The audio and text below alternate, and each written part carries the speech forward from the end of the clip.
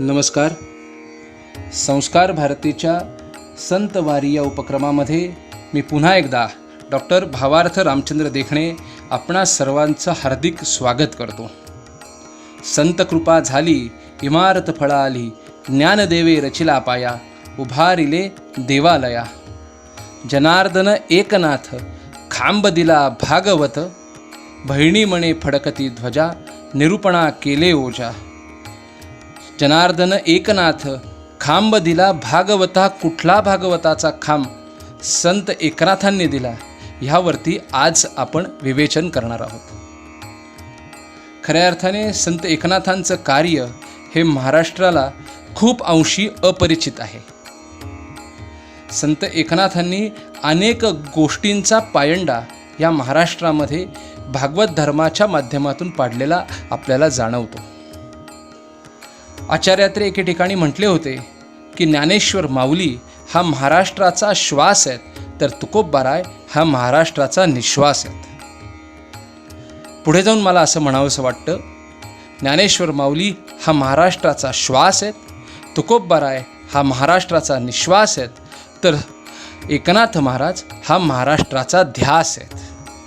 ज्या ध्यासापोटी त्यांनी महाराष्ट्राच्या जनविश्वाचं अवलोकन केलं, तोच ध्यास त्यांच्या साहित्यातून वेळोवेळी प्रगटलेला आपल्याला दिसतो. संत एकनाथ महाराजांचं साहित्य जर आपण पाहिलं ते अतिशय विविधांगी आहे हे आपल्याला जाणवतं. संत एकनाथांनी भागवत लिहिला, संत एकनाथांनी रामायण लिहिलं, संत एकनाथांनी अभंग लिहिले, गवळणी लिहिल्या, भारुडे लिहिली. त्यांची भारुडे तर अतिशय लोकप्रिय आहेत. डॉक्टर रामचंद्र देखणे सर, माझे वडील, यांनी त्यांच्या भारुडामध्ये त्यांच्या भारुडातील तत्त्वज्ञान या विषयावरती PhD केली आहे. म्हणजे त्यांच्या एका काव्याचा प्रकार घेऊन त्याच्यावरती PhD होऊ शकते एवढं मोठं काम संत एकनाथ महाराजांनी करून ठेवलेलं आहे. मी भारुडाकडे नंतरनं येणारच आहे. संत एकनाथांनी आपल्यावरती विविध मार्गाने कृपा केलेली आहे. ती कशी आहे तर ज्ञानेश्वरीची प्रत पहिल्यांदा कोणी शुद्ध केली असेल, संपादित केली असेल, तर ती एकनाथ महाराजांनी. आज आपण जी ज्ञानेश्वरी वाचतो ती ज्ञानेश्वरी खऱ्या अर्थाने संपादित केली ती संत एकनाथ महाराजांनी. ज्ञानेश्वरीमध्ये अनेक गोष्टी नव्याने काही लोकांनी घातल्या होत्या. कालपरत्वे जसे जसे नवीन पिढी येत होती त्यांना जे वाटेल ते त्या ज्ञानेश्वरीमध्ये लिहायला सुरुवात झाली होती. पण पुन्हा एकदा एकनाथ महाराजांनी त्यामध्ये हस्तक्षेप केला आणि ती ज्ञानेश्वरी शुद्ध केली. आज शुद्ध प्रत आपल्याला मिळाली आहे. हे उपकार संत एकनाथ महाराजांचे आहेत. संत एकनाथ महाराजांनी खऱ्या अर्थाने सामाजिक समतेचा पाया या महाराष्ट्रामध्ये घातला. समाजवादी वृत्तीने अध्यात्म आणि भागवत धर्म जगाला शिकवला तो पहिल्यांदी संत एकनाथ महाराजांनी. आपण जर का त्यांचे विविध भारुडे ऐकली तर त्याच्यातून सामाजिक समता कशा अंगाने किंवा विविध अंगाने कशी प्रगट होते ते आपल्याला ज्ञात होतं. संत एकनाथांनी तत्त्वज्ञानाच्या माध्यमातून सुद्धा महाराष्ट्राला जागं केलेलं आहे. किंबहुना त्यांनी तत्त्वज्ञानाच्या अंगाने महाराष्ट्र ज्ञानी केलेलं आहे. काही विषय त्यांच्या अभंगामध्ये, त्यांच्या गवळणींमध्ये, त्यांच्या भारुडांमध्ये प्रामुख्याने येतात. मला इथे एक अभंग त्यांचा मी इथे सांगू इच्छितो. त्या अभंगाचं जर का तुम्ही अवलोकन केलं तर संत एकनाथ महाराजांची तत्त्वज्ञानाच्या माध्यमातून खऱ्या अर्थाने भक्ती कशी रुजवायची हे आपल्याला जाणवतं.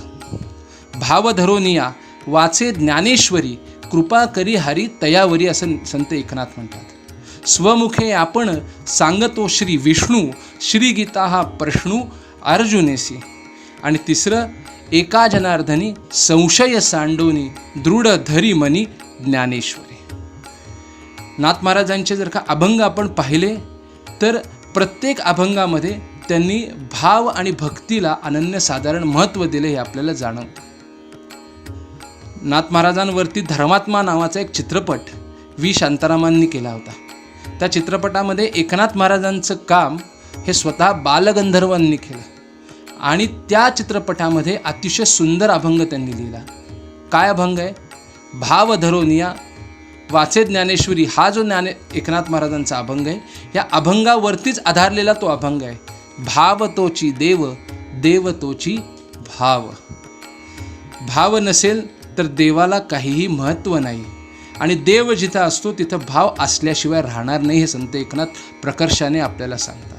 म्हणजे कुठेतरी तत्त्वज्ञानाच्या अंगाने मांडणी करत असताना सर्वसामान्यांना रुजेल, पचेल आणि त्यांना आपलंसं वाटेल, खऱ्या अर्थाने ज्ञान हे अतिशय लढिवाळपणे सांगता येईल, ही हातोटी संत एकनाथ महाराजांकडे होती. भावाचं महत्त्व त्यांनी वेळोवेळी सांगितले. काय महत्त्व आहे भावाचं? तर साधी गोष्ट आहे. आपण आंघोळ करतो, आंघोळ करताना साबण लावतो, शिककाई लावतो, हल्लीच्या काळामध्ये शॅम्पू लावतो. आपण स्नानगृहात गेलो आहे, विचार करा, साबण लावला आहे, शिककाई लावली आहे किंवा शॅम्पू लावला आहे आणि अचानक असं झालं की आपल्याला जे पाणी अंगावर घ्यायचं होतं ते पाणीच गेलं.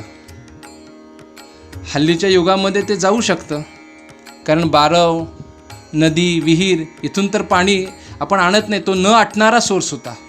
पण हल्ली नळातून पाणी येतं, त्यामुळे ती कृपा कधीही आपल्यावर घडू शकते आणि पाणी जाऊ शकतं.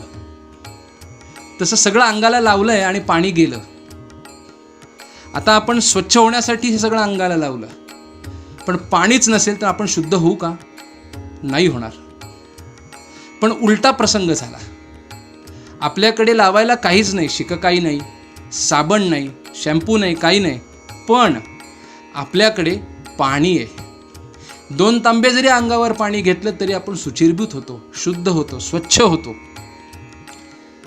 तसंच भक्ती आहे, त्या भक्तीची अनेक साधने सांगितलेली आहेत. जप, तप, कर्म, क्रिया, धर्म, अनेक गोष्टी आहेत.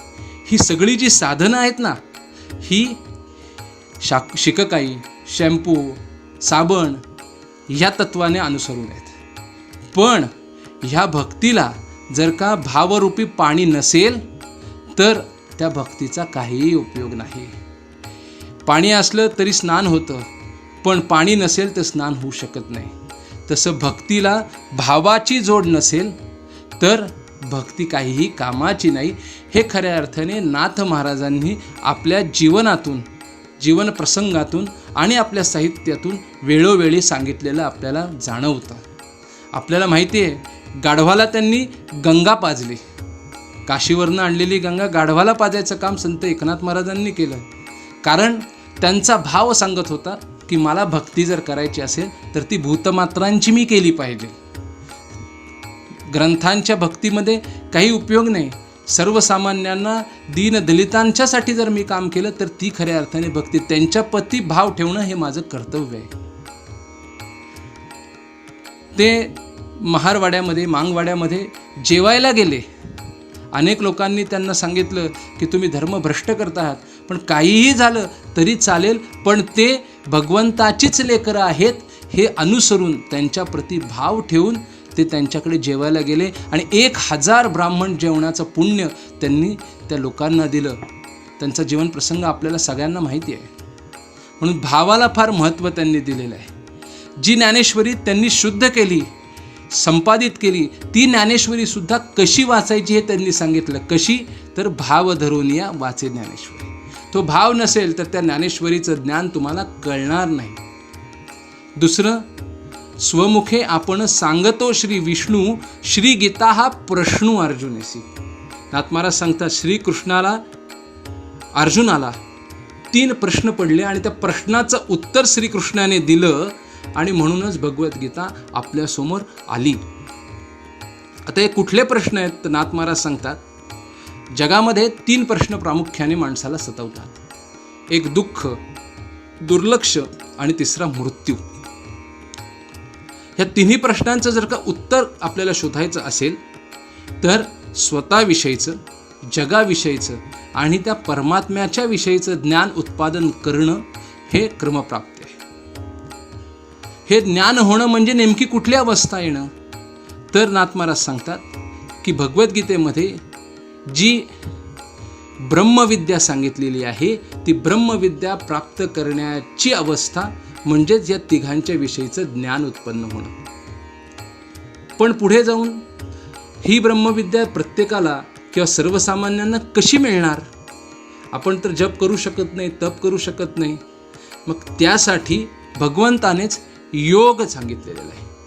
योगशास्त्र हा मार्ग आपल्याला दिलेला आहे. आपण म्हणतो ब्रह्मविद्यानाम योगशास्त्रे, पण योगशास्त्रामध्ये सुद्धा काही अडथळे आहेत. 2 प्रकार प्रामुख्याने इथे येतात. तत्वज्ञानाच्या अंगाने हा विषय मांडायचा झाला तर पहिल्यांदी योगशास्त्र हे स्वतः ग्रहण करणं एक विषय, आणि दुसरा जो आपल्यासारख्या सर्वसामान्यांसाठी आहे तो म्हणजे योगशास्त्र ग्रहण करण्यासाठी स्वतःला तयार करणं. स्वतःला तयार कसं करायचं आहे तर त्यासाठी 3 मार्ग सांगितलेले आहेत. पहिलं धर्माचरण, दुसरा विवेक आणि तिसरं कर्मयोग. नाथ महाराजांनी आपल्याला विवेकाने वागा, धर्माचरणाने वागा आणि तिसरं कर्मयोग करत राहा हे प्रामुख्याने तत्वज्ञानाची मांडणी करून अध्यात्मशास्त्राची उजळणी करून दिलेली आहे. म्हणून नाथ महाराजांचं एक वेगळं कार्य आहे आपल्यासमोर. त्यांच्यावरती मी मागे जो म्हणालो तो सिनेमा निघाला, त्या सिनेमाचं नावच धर्मात्मा असं होतं. खराच धर्मात्मा आपल्याला जर का बघायचं असेल तर नाथ महाराजांच्या कडे बघितल्यावर आपल्याला जाणवतं धर्माचं मूर्तिमंत स्वरूप म्हणजे नाथ महाराज आहेत. त्या नाथ महाराजांनी सर्वसामान्यांना कळेल, रुजेल, पचेल आणि पटेल अशा भाषेमध्ये भारुडे लिहिली. कळणारी भाषा आणि पेलणारं तत्व भारुडांच्या माध्यमातून नाथ महाराजांनी दिलं. म्हणून नाथ महाराजांचे फार मोठे उपकार जसे विद्वानांना आहेत तसेच उपकार सर्वसामान्यांवरती पण आहेत. संस्कृत भाषा देवे केली, प्राकृत काय चोरापासूनही झाली हे नाथ महाराज पहिल्यांदा प्रश्न करतात. मी ज्ञानेश्वरांवरती सांगितलं, त्यांनी बंड केला आणि तिरे संस्कृताची गहने तोडोनी मराठीची शब्दसोपान बनला मराठीचा. पण नाथ महाराज सुद्धा म्हणतात की संस्कृत भाषा जर देवाने केली असेल तर प्राकृत भाषा काय चोराने केली नाही. मग त्याच्यामध्ये जर का आपण काही निर्मिती केली आणि सर्वसामान्यांना त्याचा लाभ झाला तर काय हरकत आहे. हे नाथ महाराजांचं वैशिष्ट्य आहे. शेवटी एकच प्रसंग नाथ महाराजांचा सांगतो आणि थांबतो. नाथ महाराजांच्या कीर्तनामध्ये खूप लोक येत असत, तुडुंब गर्दी होत असत. विद्वानांपासून सर्वसामान्यांपर्यंत सर्व लोक या कीर्तनामध्ये सामील होत असत. वाघ्या, मुरडी, भराडी, गोंधळी, भालदार, चोपदार, कोलाटी, फकीर, मानभाव, दरविशी, पांगळा, पिंगळा, अंधळा, बहिरा, भट, भटीण, सरोदा, खूप 12 बलुतेदार या कीर्तनामध्ये येत असत. अशाच कीर्तनामध्ये एक स्त्री येऊन बसायची. अतिशय कुलीन, शुद्ध आणि सुंदर स्त्री असायची. ही स्त्री ते कीर्तन मन लावून ऐकायची आणि कीर्तन झालं की कोणाशीही न बोलता भरा भरा भरा भरा भरा भरा चालत गोदावरीच्या तीरावर जायची. ही कोण स्त्री आहे? इतकी सुंदर स्त्री कुठून येऊन बसते? कुठल्या घरातली आहे? कुठल्या कुळातली आहे? बघण्यासाठी काही गावातल्या लोकांनी तिचा पाठलाग करायला सुरुवात केली. कीर्तन संपलं, ती स्त्री उठली, भरा भरा भरा गोदावरीच्या काठी निघाली.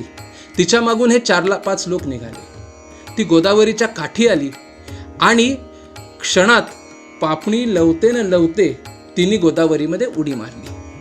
त्यांना नवल वाटलं की एक इतकी सुंदर स्त्री, तिला पोहता येतं का? तिने गोदावरीत उडी मारली. त्यांना वाटलं तिने आत्महत्या केली. दुसऱ्या दिवशी परत कीर्तनाला आले तर पुन्हा ती स्त्री कीर्तनामध्ये हजर. कीर्तन मन लावतीने ऐकलं. कीर्तन झाल्यावरती कोणाशी न बोलता ती उठली, ताडताड ताडताड निघून गेली. पुन्हा गोदावरीच्या काठी आली. गोदावरीत तिने उडी मारली. पुन्हा लोकांना वाटलं हिने आत्महत्या केली का. तिसऱ्या दिवशी पुन्हा ती कीर्तनामध्ये दिसली. असं अनेक वेळा झाल्यावरती नाथ महाराजांना त्यांनी सांगितलं की अहो, तुमच्या कीर्तनामध्ये बायका येतात आणि नंतर आत्महत्या करतात. नाथ महाराजांना नवल वाटलं. थोडे ते हसले. ते म्हणले, मी बघतो कोण आहे ही स्त्री. त्यांना सांगितलं कोणीतरी की ही जी समोर पांढऱ्या वस्त्रांमध्ये जी बसली ना, ती स्त्री आहे ती. ठीक आहे म्हणले. कीर्तन झालं, ती स्त्री उठली आणि गोदावरीच्या काठी जायला निघाली. नाथ महाराज तिच्या पाठोपाठ गेले. भरा भरा भरा भरा ती पुढे चालते, नाथ महाराज मागणं चालतायत आणि ती गोदावरीच्या काठी आली. काठी आल्यावरती नाथ महाराज मागणं तिला बघतायत. क्षणार्धात ती उडी मारणार, तेवढ्यात नाथ महाराजांनी तिला विनंती केली, माई थांबा जरा. माईंनी मागे वळून पाहिलं. कोण आहात आपण? मी एकनाथ. कोण आहात? आणि माझं कीर्तन ऐकून तुम्ही दररोज गोदावरीच्या काठी येता आणि उडी मारता हे मला कळलं. आपण कुठे जाता, कुठे राहता? ती स्त्री मागे वळून एकनाथ महाराजांकडे आली. तिने महाराजांना नमस्कार केला आणि म्हणाली, महाराज काळजी करू नका, मी कोण आहे हे तुम्हाला सांगते. मी साक्षात गोदावरी आहे. अनेक लोक माझ्या पात्रामध्ये स्नान करतात, शुचिर्भूत होतात, तेव्हा त्यांची पापं, त्यांची वाईट कर्म ही माझ्या पात्रामध्ये, माझ्या शरीरामध्ये, माझ्या अंगामध्ये, माझ्या अंतरंगामध्ये टाकतात, मला मलिन करतात. ते शुद्ध होण्यासाठी माझ्या अंगाचा वापर केला जातो, माझ्या स्वच्छ पाण्याचा वापर केला जातो. पण त्यांच्या मलिनतेमुळे मी जी मलिन झालेली आहे ती मलिनता घालवण्यासाठी मी तुमच्या कीर्तनामध्ये येऊन बसते. मी त्या कीर्तनामध्ये स्वच्छ होते, सुंदर होते, सात्विक होते आणि पुन्हा एकदा इतरांची पापे आपल्या अंतरंगामध्ये घ्यायला मी निश्चिंत होऊन जाते. साक्षात गोदावरी मातेचा असा दृष्टांत ज्यांना झाला ते संत एकनाथ महाराज आणि खऱ्या अर्थाने ज्ञानेश्वर माऊली, तुकोबाराय, समर्थ रामदास ह्यांच्याबरोबरच महाराष्ट्राची जडणघडण अतिशय वेगळ्या पद्धतीने, वेगळ्या माध्यमातून ज्यांनी केली त्या संत एकनाथांच्या चरणी मी त्रिवार वंदन करतो. रामकृष्ण हरी.